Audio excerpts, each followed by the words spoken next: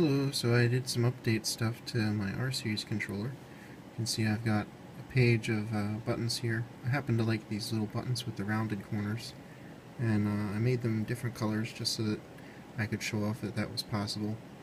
You can see here it on the left side between the up and down buttons it shows you the menu page you're on. If I go ahead and go down to the next page, you can see it tells me that I'm on, zero indexed. It's an array basically.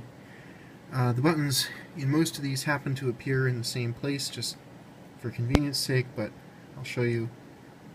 For example, on page 3, you can lay the buttons out any way you want. Buttons are objects. You just create them and then they'll be there in whatever place you tell them to be, and you can have them in any layout you want. There are multiple button styles: square cornered buttons, round corner buttons. You can make circle buttons, triangle buttons, any kind of a shape that was built into the TFT library to draw, you can make a button in that shape.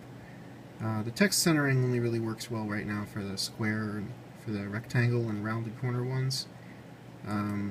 Works okay for the triangle ones, but not so great for the circles right now. But that's just kind of a tuning thing.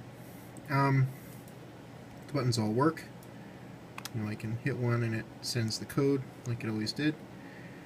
And then, that's the UI improvements, basically. You can see, there's my screen, so here's how you declare buttons now, sort of. You make these objects, and then you just have this graphics object that has a menu, and you just add buttons to the menu, and you tell it what page you want them on. At the very beginning, you've told it that you want how many pages of menus, and then for each page, you can add a series of buttons to it.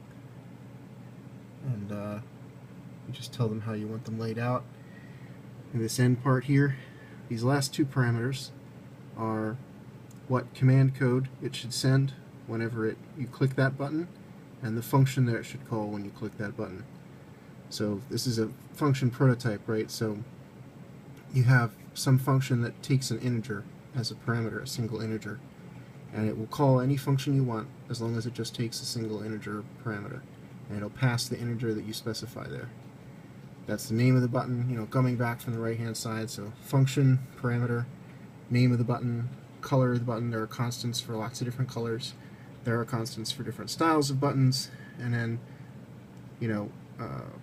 height, width,